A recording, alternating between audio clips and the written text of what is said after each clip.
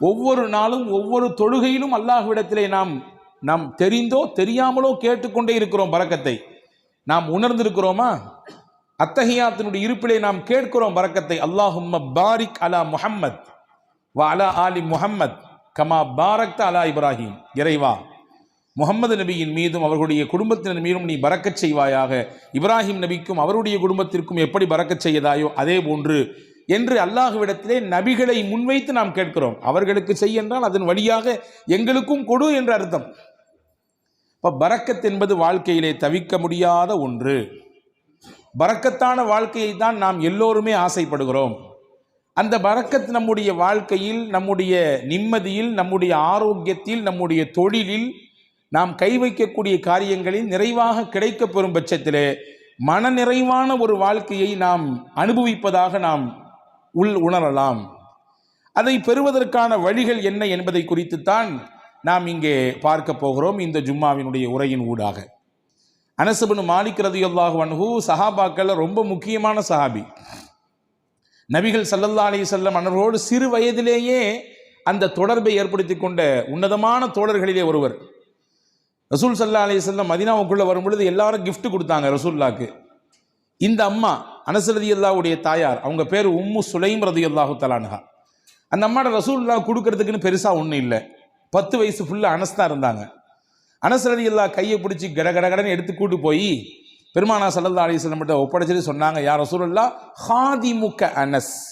எல்லாரும் கிஃப்ட் கொடுக்குறாங்க, என்கிட்ட கொடுக்கறதுக்கு இல்லை, என் புள்ள தான் இருக்காரு, இவரை கொடுத்துட்டேன் உங்களுக்கு.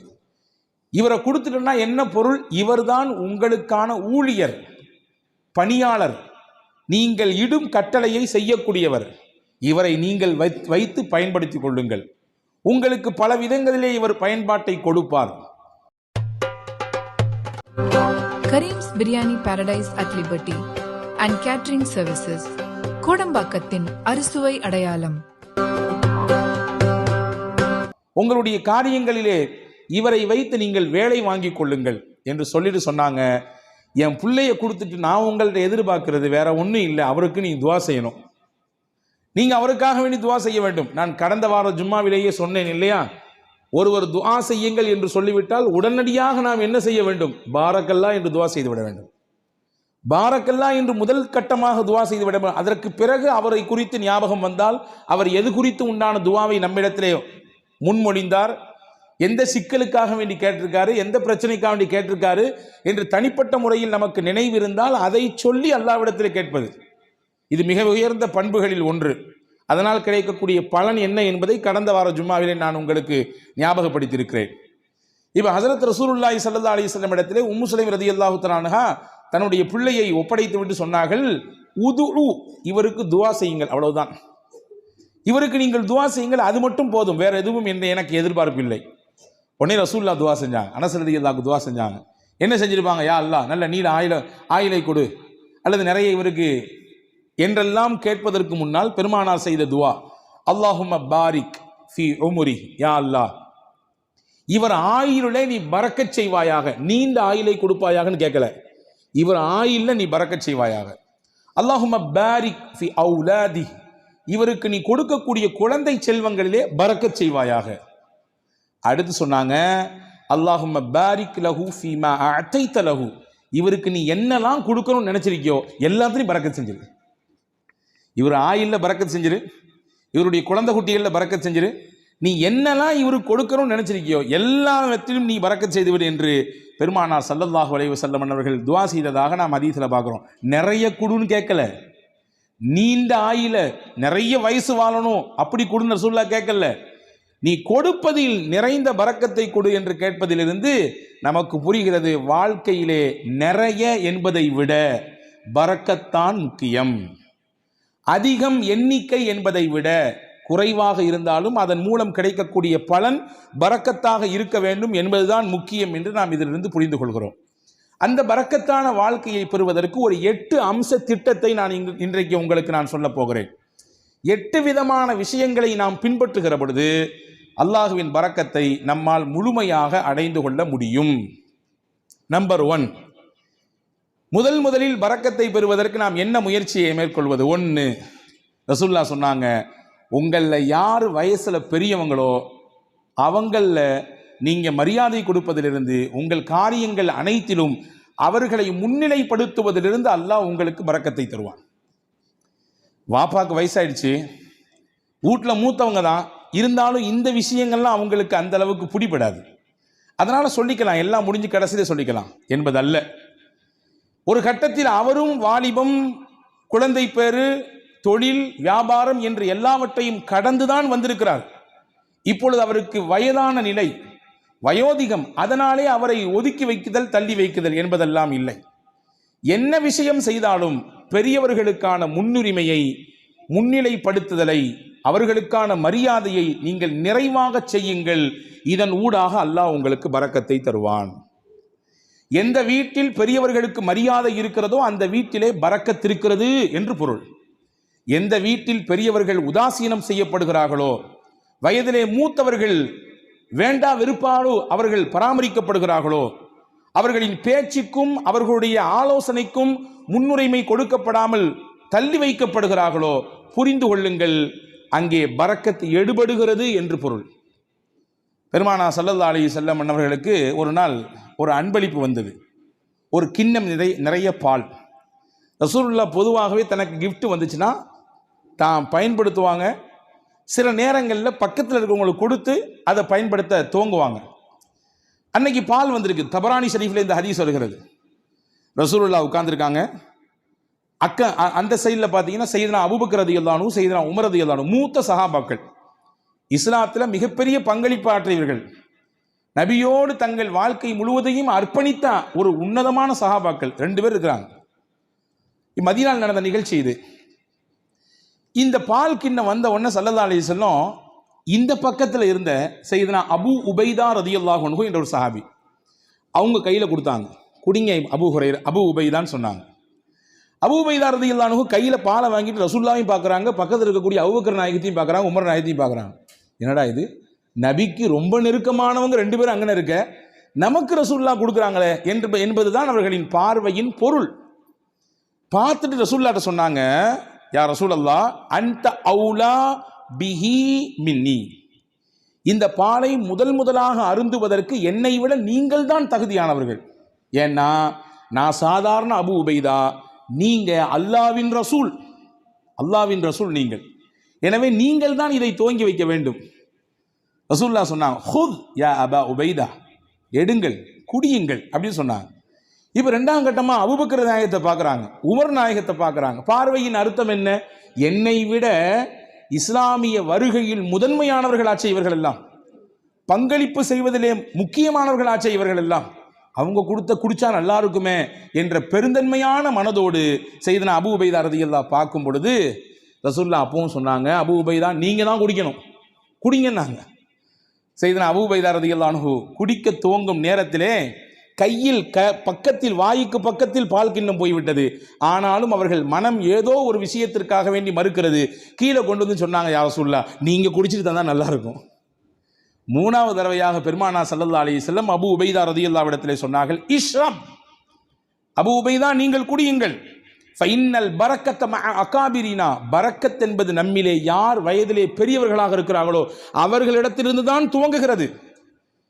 இங்கே இருக்கும் நபர்களிலேயே வயதால் பெரியவர் நீங்கள். என்னை விட, அபூபக்கர் ரலியல்லாஹு விட, உமர் ரலியல்லாஹை விட வயதால் மூத்தவர்கள் நீங்கள் குடிக்க வேண்டும்.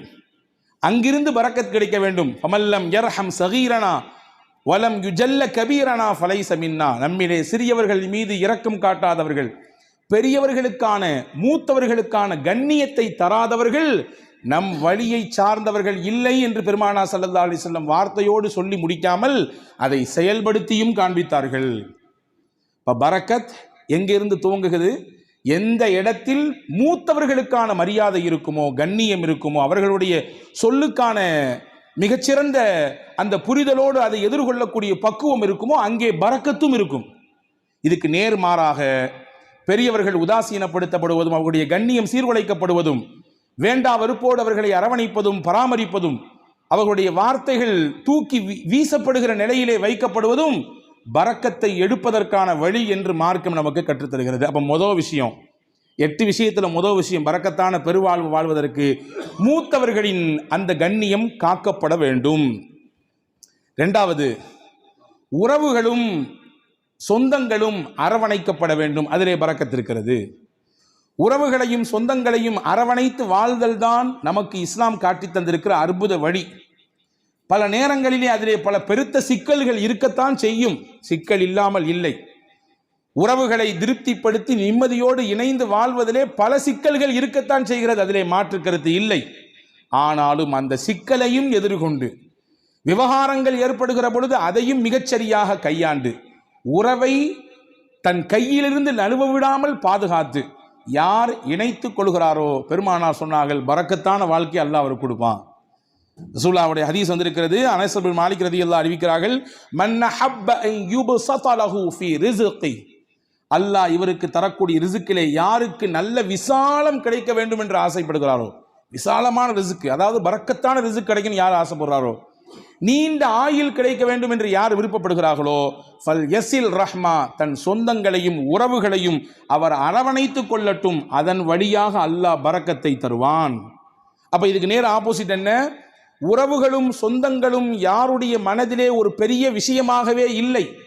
நான் நன்றாக இருக்கிறேன், என் குடும்பம், என் மனைவி, என் பிள்ளைகள் எல்லாம் சிறப்பாக இருக்கிறோம், அண்ணன் எப்படி போனால் நமக்கு என்ன, மாமா எப்படி போனால் நமக்கு என்ன, உறவுகள் எப்படி போனால் நமக்கு என்ன என்கின்ற உணர்வு எங்கே வருகிறதோ அங்கே பரக்கத்தை எல்லாம் எடுத்து விடுவான். உங்களுக்கு ஒன்று தெரியுமா? 2 நபிமார்கள் சேர்ந்து துவா செய்தார்கள். ஒன்று மூசா அலைஹிஸ்ஸலாம், இன்னொன்று அவர்களுடைய சகோதரர் ஹாரூன் அலைஹிஸ்ஸலாம். யாருக்கு எதிராக துவா செஞ்சாங்க தெரியுமா? ஃபிரௌன் என்கின்ற சர்வாதிகாரிக்கு எதிராக துவா செஞ்சாங்க. உச்சபட்சமான சர்வாதிகாரத்தினுடைய உச்சாணி கொம்பில் இருந்து ஆட்டம் போட்டவன், ஆடியவன் ஃபிரௌன். அவனுக்கு எதிராக அந்த 2 நபிமார்களும் துவா செய்கிறாங்க. அந்த 2 நபியில் ஒன்று ரசூல், மூசா அலைஹிஸ்ஸலாம் ரசூலும் கட்டப்பட்டவங்க, உலுல் அஸ்மில் கட்டுப்பட்டவங்க. 5 நபர்கள் உல் அஸ்மு, அதாவது உறுதிமிக்க மனம் மிக்கவர்கள் என்று குர்ஆன் சொல்கிறது 5 நபிமார்களே. அந்த 5 நபிமார்களில் ஒன்று செய்தனா மூசா அலைஹிஸ்ஸலாம். ரசூல் அல்லாஹுவோடு நேரடியாக பேசுவதற்குரிய வாய்ப்பை பெற்றவர்கள் செய்தனா மூசா அலைஹிஸ்ஸலாம். தனிச்சிறப்பு போய்கிட்டே இருக்கிறது. மூசா அலைஹிஸ்ஸலாம் பற்றி தனியாக ஒரு ஜும்மா பேசணும், அவ்வளவு இருக்குது செய்தி. அந்த மூசா நபியும் ஹாரூன் அலைஹிஸ்ஸலாமும் துவா செய்கிறாங்க ஃபிரௌன் என்ற கொடியவனுக்கு, சர்வாதிகாரிக்கு எதிராக. ஆனால் அவர்கள் செய்த துவா 40 வருஷத்துக்கு பிறகுதான் பதிலே கொடுக்கப்பட்டது. துவா செஞ்சு முடிச்சு 40 வருஷத்துக்கு பின்னாடி தான் ஃபிரௌனுக்கு அழிவு வந்தது. ஃபிரௌன் நைலிலே மூழ்கினான். ஏன் இந்த 40 ஆண்டு கால தாமதம்? நமக்கு இயல்பாக கேள்வி எழும். ஒரு நபி கேட்கிற துவா, நீங்களோ நானோ கேட்கிற துவாவே நாளைக்கு உடனடியாக கபூலாக வேண்டும் என்று நினைக்கும் பொழுது, அல்லாஹுவின் உயர்ந்த நெருக்கத்தை பட்ட 2 நபிமார்கள் கேட்கிற துவாவை 40 ஆண்டு காலம் தள்ளி போட்டான் அல்லாஹ். அதிலே பல காரணங்கள் இருக்கிறது. அதிலே முக்கியமான ஒரு காரணம் என்ன தெரியுமா? ஃபிரௌனிடத்திலே ஒரு நல்ல பண்பு இருந்ததாம். தன் உறவுகளை அவன் எப்பொழுதுமே சேர்த்து வைத்துக் கொள்வான். அவர்களுக்கானதை கொடுத்து கொண்டே இருப்பான், அவர்களை பராமரித்துக் கொண்டே இருப்பான். அல்லாஹ் நினைத்தான், இந்த பண்பில் இருந்தாவது அவனுக்கு ஏதாவது ஒரு சில நிமிடமாவது அவன் கொஞ்சம் ஒதுங்கி நம்மின் பக்கம் வரமாட்டானா என்று அல்லாஹ் எண்ணினான். எனவே அந்த வேதனையை கொஞ்சம் தள்ளி போட்டு கொண்டே இருந்தான். தள்ளி போட்டு 40 வருடங்களுக்கு பிறகுதான் இனிமேலும் இவன் திருந்துவதற்கு வாய்ப்பே இல்லை என்ற பொழுது அந்த நபிமார்களின் துவாவை ஏற்றுக்கொண்டு அவனுக்கு அழிவை கொடுத்தான். அப்போ இஸ்லாத்தின் மிகப்பெரிய விரோதியாக, அல்லாஹ்விற்கே சவால் விழுகிற இடத்திலே, உனக்கு நிகரானவன் நான் என்று சொல்லும் இடத்தில் இருந்த ஃபிரௌனுக்கே வேதனை தள்ளி போடப்பட்டது. எதன் காரணமாக? உறவை அவன் சேர்த்து கொண்டான், உறவை அவன் பிரியவில்லை, உறவுக்கானதை மிகச்சரியாக கொடுத்தான் என்ற ஒரு காரணத்திற்காக. அப்படி என்றால் அல்லாஹ்வுக்கு விரோதினா நம்ம கிடையாது. அல்லாஹ்வுக்கு நேர் நிகராக நின்று சமமாக சண்டை போடுபவர்கள் கிடையாது நாம்.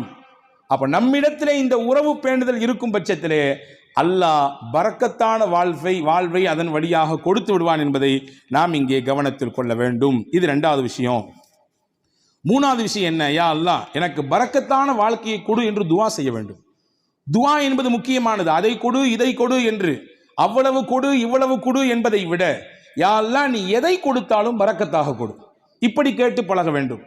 இவ்வளவு அளவு வேண்டும், இவ்வளவு கனம் வேண்டும், இவ்வளவு எண்ணிக்கை வேண்டும் என்றெல்லாம் கேட்பதை விட, இறைவா எனக்கானது நீ முடிவு செய்யப்பட்டதை தான் தருகிறாய், தருவதிலே பரக்கச் செய், பரக்கத்தானதை கொடு என்று கேட்க வேண்டும். அந்த துவாவை நமக்கு பெருமானார் ஸல்லல்லாஹு அலைஹி வஸல்லம் கற்றுத் தருகிறார்கள்.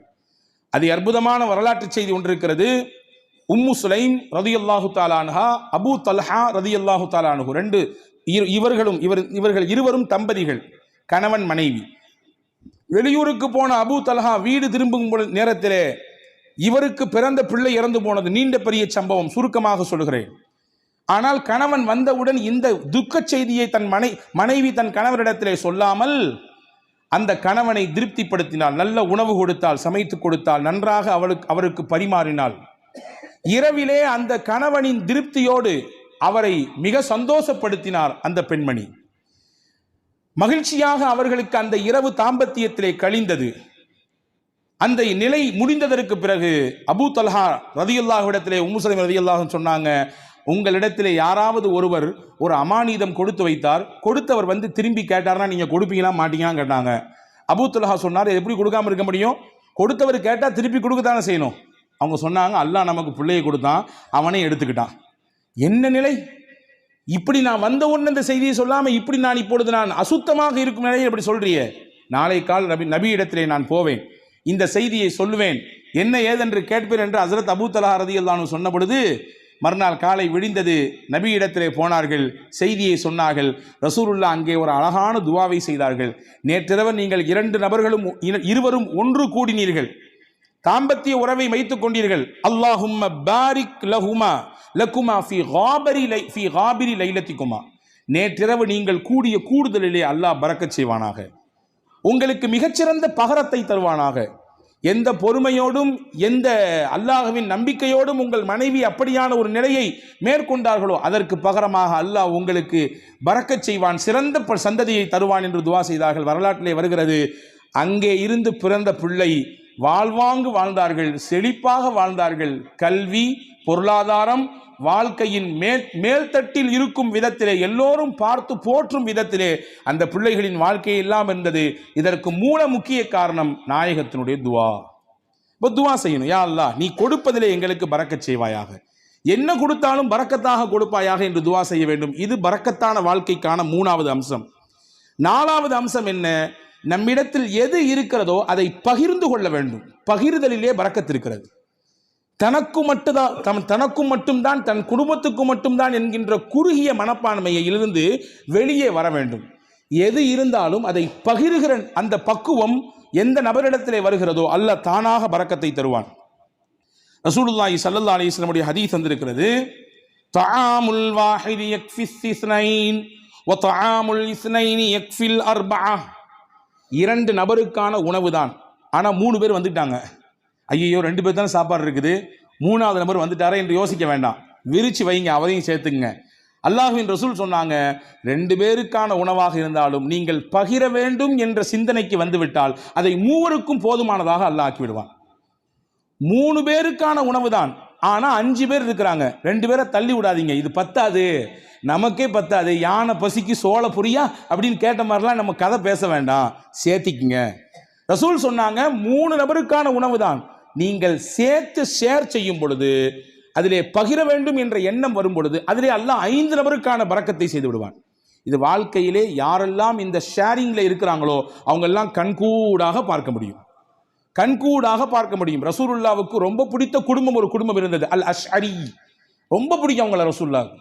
எந்த அளவுக்குன்னா அவங்க என் குடும்பம் ரசூலுல்லாஹ் சொன்னாங்க, என் குடும்பம் அவங்க, என்னிலிருந்தும் அவர்கள், அவர்களிலிருந்தும் நான் என்று சொன்னார்கள். சஹாபாக்கள் ஒன்றும் புரியும், ஏன் இந்த குடும்பத்தை மட்டும் ரசூலுல்லாஹ்க்கு ரொம்ப பிடிக்குது? விவரத்தை கேட்டு போனா ரசூலுல்லாஹ் சஹாபாக்கள்கிட்ட சொன்னாங்க, அவங்கள்ட்ட ஒரு சிறந்த பண்பு இருக்குது. தாங்கள்கிட்ட எல்லாரும் ஒரு பயணத்தில் போனானா எல்லாரும் தனித்தனியாக சாப்பாடு கொண்டு வருவாங்க, யாராவது 1-2 பேருடைய சாப்பாடு சீக்கிரமாக தீர்ந்து போயிடும். நீண்ட தூர பயணம் என்பதினாலே அவர்களை அப்படியே கழட்டி விட்டுற மாட்டாங்க. நீங்கள் கொண்டு வந்து காலியாக போச்சா, அப்படி தான் போச்சு, இப்போ இன்னும் ரொம்ப தூரம் இருக்குது, இன்னும் 500 கிலோமீட்டர் போனோம், அப்படி தான் என்று விட்டுவிட மாட்டார்கள். சாப்பாடு இல்லாதவர்களையும் சேர்த்து ஒரே இடத்தில் உட்கார வைத்து ஒரு பெரிய துணியை எடுத்து கொண்டு வந்த மொத்த சாப்பாடையும் அதிலே கொட்டி கலந்து இருப்பவர்களுக்கெல்லாம் பகிர்ந்து கொடுப்பார்கள். இந்த பகிர்தல் என் பண்பு, என்னுடைய குணம், அது அவங்கள்ட்ட இருக்கிறதுனால அவங்க எங்கள் குடும்பம் நாங்கள் ரசூல் ஸல்லல்லாஹு அலைஹி வஸல்லம். இப்போ பகிர்தல் இது பரக்கத்திற்கான பெரிய வழி. நம்மில எது இருக்கிறதோ அதை பகிர்ந்து கொள்வது. குடிப்பதற்கு இவ்வளவுதான் நீர், அதை பகிர்ந்து கொள்வது. உணவு இவ்வளவுதான் இந்த இடத்திற்கான விஷயம், பகிர்ந்து கொள்வது. எனக்கு மட்டும் வேணும், என் குடும்பத்துக்கு மட்டும் வேணும் என்று முன் தயாரிப்பு செய்து முன்னால் எடுத்து வைப்பதை விட இருப்பதை கொண்டு பகிர்வதனால் அல்லாஹ் பரக்கத்தை தருவான். இது 4வது வழி. அஞ்சாவது பரக்கத்துக்கான முக்கியமான வழி, இன்னைக்கு நம்மள பல பேர் மறந்து விட்ட விஷயம், சாப்பிடும் பொழுது எல்லாரும் சேர்ந்து உட்கார்ந்து சாப்பிடுங்க. நாங்கள் சொல்லலாம், எல்லாரும் சேர்ந்து உட்கார்ந்து சாப்பிடுங்க, தனித்தனியாக சாப்பிடாதீங்க. ஆனால் இன்னைக்கு காலப்போக்கில் வேக உலகத்தில் இருக்கிறோம் நாம், அதனாலே பல விஷயங்களை இழந்து விட்டோம். ஆனால் நம் முன்னோர்கள், நம்முடைய தாய் தகப்பன், நம் தாதி எல்லாம் நம்முடைய வீடுகளிலே சேர்ந்து தான் உட்கார்ந்து சாப்பிடுகிற வழக்கத்தை சொல்லி தந்திருக்கிறார்கள். இன்னைக்கு வரையும் சில ஊர்களிலே கலன் சாப்பாடு என்று ஒன்று இருக்கிறது. ஒரே பிளேட்ல உட்கார்ந்து மொத்தமாக சாப்பிடுறது, ஒரே பிளேட்ல உட்கார்ந்து 4 பேர் 5 பேர், இதுவெல்லாம் நிகழ்ச்சிகளுக்கு என்பதை தாண்டி சாதாரணமாக இயல்பாக அன்றாட சாப்பாடு அப்படி சாப்பிடுகிற பழக்கம் இன்னைக்கும் சில ஊர்களிலே இருக்கிறது. ஆனால் கால ஓட்டத்தில் அதெல்லாம் நம்ம விட்டுட்டோம். ஒரே வீட்டில் இருக்கிறோம், 5 பேர் தான் இருக்கிறோம், 5 பேரும் 5 டயத்தில் சாப்பிட்றோம். சஹாபாக்கள் வந்து ரசூலுல்லாஹ்ட்ட ஒரு நாள் சொன்னாங்க, யா ரசூலல்லாஹ் இன்னா நாக்குலு வலா நஷ்பஉ, நிறைய சாப்பிட்றோம், வயிறே நிறைய மாட்டேங்குது, என்ன செய்யறதுன்னு கேட்டாங்க. சஹாபாக்கள் ரசூலுல்லாஹ் கேட்டாங்க, அன்தும் தாக்குலூன ததஃபர்ரகூன், எல்லாருமே தனித்தனியாக சாப்பிட்ற மாதிரி தெரியுது, ஆமாவான்னு கேட்டாங்க. எல்லாரும் வீட்டில் சேர்ந்து சாப்பிட்றீங்களா தனித்தனியாக சாப்பிட்றீங்களா? இல்லை, தனித்தனியாக சாப்பிட்றோம். ரசூல் சொன்னாங்க, இஜ்மாஉ அலா துஆமிக்கும் வதுகுருஸ்மல்லாஹி அலை யுபாரக லக்கும் ஃபீஹா. 2 விஷயத்தை செய்யுங்க சாப்பிடும் பொழுது, எல்லாரும் சேர்ந்து சாப்பிடுங்க, முடிந்த அளவுக்கு சேர்ந்து சாப்பிடுங்கள். சேர்ந்து சாப்பிடுவதற்கு ஒரு நாளில் ஒரு வக்து தான் முடியும், இந்த நேரத்தில் மட்டும்தான் எங்களால் சேர்ந்து சாப்பிட இயலும், காலை அல்லது இரவு அல்லது மதியம், அந்த ஒரு நேரத்தில் எல்லாரும் சேர்ந்து உட்காருங்கள். குடும்பத்தோடு சேர்ந்து உட்கார்ந்துட்டு சாப்பிட்றதுக்கு முன்னாடி பிஸ்மில்லா என்று சொல்லுங்கள். நீங்க கை தொட்டு கேளுங்க, நானும் என் நெஞ்சத்தில் கை தொட்டு கேட்கிறேன். அன்பர்களே, எத்தனை குடும்பத்திலே எல்லாரும் சேர்ந்து உட்கார்ந்து பிஸ்மில்லாஹிர் ரஹ்மானிர் ரஹீம் என்று சத்தம் போட்டு சொல்லி நாம் அந்த சாப்பாட்டிலே கையெடுத்து வைக்கிறோம். மலேசியா போன்ற பெருநகரங்களிலே அல்லாஹ் பரக்கத்தை கொட்டுகிறான். அது தனிப்பட்ட விஷயம். நான் அங்கே இருக்கக்கூடிய ஒரு சிறப்பு அம்சத்தை சொல்லுகிறேன். சாப்பிடும் பொழுது குடும்பத்தில் உட்கார்ந்து விட்டால் உடனடியாக யாரும் உணவிலே கை வைக்க மாட்டார்கள். எல்லாரும் உட்காரணும். உட்கார்ந்த உடனே அந்த வீட்டில் இருக்கக்கூடிய பெரியவர் சொல்லுவார், பிஸ்மில்லாஹிர் ரஹ்மானிர் ரஹீம் ஆரம்பிங்கம்பார். அதுக்கு பின்னால் தான் சாப்பிடவே துவங்குவார்கள். எனக்கு என்னவோ தெரியவில்லை, அந்த வார்த்தையை அவர்கள் முழுவதுமாக பின்பற்றுவதானோ என்னவோ அல்லாஹ் பரக்கத்தை கொட்டென்று கொட்டுகிறார், பல ரூம்களில் தர்றான். எனவே உணவின் சமயத்திலே நாம் சேர்ந்து சாப்பிடுவது பரக்கத்திற்கான முக்கியமான வழி. இது 5வது விஷயம். 6வது விஷயம் என்ன? ரசூலுல்லாஹ் சொன்னாங்க, உங்க வீட்டுக்குள்ள போகும்போது சலாம் சொல்லிட்டு போங்க, சலாம் சொல்லிட்டு வெளியே வாங்க, இது பரக்கத்தை உங்க வீட்டுக்கு தரும். நாங்கள் ரசூலுல்லாஹ் ஹஸரத் ரசூலுல்லாஹ் சொன்னாங்க, 3 விஷயம் அல்லாஹ்வுடைய பொறுப்பு, அல்லாஹ்வுடைய கண்ட்ரோல்ல வந்துருது. அதிலே 1, மன் தஹல பைத்தஹு வஸல்லம ஃபஹுவ லாமினுன் அலல்லாஹ், யார் வீட்டுக்கு நுழையும் பொழுது சலாம் சொல்லிட்டு போறாரோ அவர் அல்லாஹ்வுடைய கஸ்டடியில் வந்துடுறாரு, அல்லாஹ்வுடைய நேரடி பார்வையில் வந்துடுறாரு, அவருக்கானதை அல்லாஹ் கொடுத்து விடுவான். ஹதீஸ்ல இப்படி ஒரு வார்த்தை வருது, இன் ஆஷ ருஸிக வ குஃபிய, அவர் வாழ்ந்தால் மனநிறைவான வாழ்க்கையை வாழ்வார், வ இன் மாத்த அதுஹலஹுல் ஜன்னா, இதை அப்படி கண்டினியூவா ஃபாலோ பண்ணாருன்னு சொன்னா 3 விஷயம் சொன்னாங்க. அந்த 3ல ஒன்று தான் நான் சொல்லியிருக்கேன், 2 தேவைப்படுறவங்க தனியாக வந்து கேளுங்க. அந்த 3ல் 3 விஷயத்தை யார் பின்பற்றுகிறாரோ வாழ்ந்தால் போதுமான வாழ்க்கையை அல்லாஹ் அவருக்கு தருவான். 2வது, அவர் மௌத்தாகி விட்டால் அல்லாஹ் நேரடியாக சொர்க்கத்தை கொடுப்பான். அதில் 1 தான் வீட்டுக்கு போகும்போது சலாம் சொல்லிட்டு போறது. உங்க வீட்டுக்கு அல்லாஹ் பரக்கத்தை தருவான், பரக்கத்தான வாழ்க்கையை உங்களால் வாழ முடியும் என்பதை ரசூலுல்லாஹ் சொன்னார்கள். இது 6வது விஷயம். 7வது விஷயம் என்ன? அல்லாஹ் எதை நமக்கு அளந்திருக்கிறானோ அல்ஹம்துலில்லாஹ், போதும் என்ற மனமே பொன் செய்யும் மருந்து நான் தமிழ்ல இல்லையா, இன்னைக்கு அதுதான் நம்மள்ட்ட இல்லை. இருக்கு, வேணும் வேணும் வேணும். எப்போ வரை வேணும்? மௌத்தை சந்திக்கிற வரையும், இஸ்ராயிலை பார்க்கிற வரையும் வேணும், அந்த நிமிஷம் வரையும் வேணும். அன்பர்களே, எது கிடைக்கிறதோ அது குறைவோ அதிகமோ அல்ஹம்துலில்லாஹ் என்று சொல்ல பழக வேண்டும். அப்படியான பழக்கம் இருக்கிறது. நீங்கள் சொல்லும் வார்த்தை அது அல்லாஹ்விற்கு பிடித்து போனால் அல்லாஹ் அதிலே பரக்கத் செய்து விடுவான். எப்படிங்க இருக்கிறீங்க? நீ யார்ட்டையா கேளுங்க, என்னத்தை போகுது, மூட்டி வலி, முதுகு வலி, அங்கிட்டு வலி, இங்கிட்டு வலி, மருத்துவ செலவு, அப்படி இப்படி ஒரு பெரிய லிஸ்ட்டு. நல்லா இருக்கிறன்றதுக்கு நிறைய பாயிண்ட்ஸ் இருக்கும், அதை நம்மள பல பேர் சொல்றதே இல்லை. ஆனால் அல்லாஹ்வின் ரசூல் சொன்னாங்க, உங்களுக்கு அல்லாஹ் என்ன கொடுத்திருக்கானோ அதில் எது நலவு இருக்கிறதோ அதை நீங்கள் சொல்லி பழகுங்கள், அல்ஹம்துலில்லாஹ் என்று சொல்லுங்கள், அல்லாஹ் பரக்கத்தை தருவான். அப்போ போதும் என்கின்ற மனம், இது பரக்கத்தை பெற்று தருவதற்கான 7வது வழி. 8வது முக்கியமான வழி, பயபக்தி மிக்க வாழ்க்கையை நாம் வாழ்வதற்கு பழகி கொள்ள வேண்டும். தக்வா மிக்க வாழ்க்கையை நம்முடைய தொழிலில், நாம் சந்திக்கும் நபர்களில், நாம் பேசும் பேச்சில், நாம் பார்க்கும் பார்வையில், நாம் நடக்கும் நடையில், உடையில், பாவனையில், அனைத்திலும் அல்லாஹ் ஒருத்தன் நம்மளை பார்த்துக்கிட்டு இருக்கான்னு சிந்தனையில் வாழணும். அந்த சிந்தனை நம்மள பல பேருக்கு பல சமயங்களில் போகிறதுனால தான் பாவத்தில் போய் விழுந்துடுறோம். ரசூல் சொன்னாங்க, யாருக்கு இந்த தக்வா மிக்க வாழ்க்கையை வாழ வேண்டும் என்ற பிரியம் வந்து விடுகிறதோ பரக்காத்தின் மின சமாஇ வல் அர்த், வான பூமியில் என்ன பரக்கத்து இருக்கோ எல்லாத்தையும் அல்லாஹ் கொண்டு வந்து கொட்டிடுவான். வான பூமியில் என்னென்ன பரக்கத்துகள் எல்லாம் உண்டோ மொத்தத்தையும் கொண்டு வந்து அவர்களின் காலுக்கு கீழே கொட்டி விடுவான் என்று பெருமானா ஸல்லல்லாஹு அலைஹி வஸல்லமுக்கு அல்லாஹ் சொன்னான். அப்போ இந்த 8 காரியங்களும் பரக்கத்தான செழிப்பான வாழ்க்கையை வாழ்வதற்கான வழிகள் என்று மார்க்கம் அழகாக கற்றுத்தருகிறது. வல்ல அல்லாஹ் அப்படிப்பட்ட மிகச்சிறந்த புரிதல் மிக்க வாழ்க்கையை வாழுகிற தௌஃபீக்கை அல்லாஹ் உங்களுக்கும் எனக்கும் எல்லா மக்களுக்கும் தந்தல் புரிவானாக. அல்லாஹ் எதை நமக்கு தருகிறானோ அதில் நிறைந்த பரக்கத்தையும் அருளையும் தருவானாக. என்னென்ன நெருக்கடிகள் எல்லாம் நம் வாழ்க்கையிலே நமக்கு உண்டோ அத்துணை நெருக்கடிகளையும் அல்லாஹ் நீக்கி தருவானாக. நம்முடைய வாழ்வை அல்லாஹ் வசந்தமாக ஆக்கி தருவானாக. இருக்கக்கூடிய கஷ்டங்களை எதிர்கொள்ளக்கூடிய ஆற்றலை தந்து அதை மிக சீக்கிரமாக நம்மிடத்திலிருந்து வெளியாக்குவானாக என்ற உயர்ந்த துஆவோடு விடை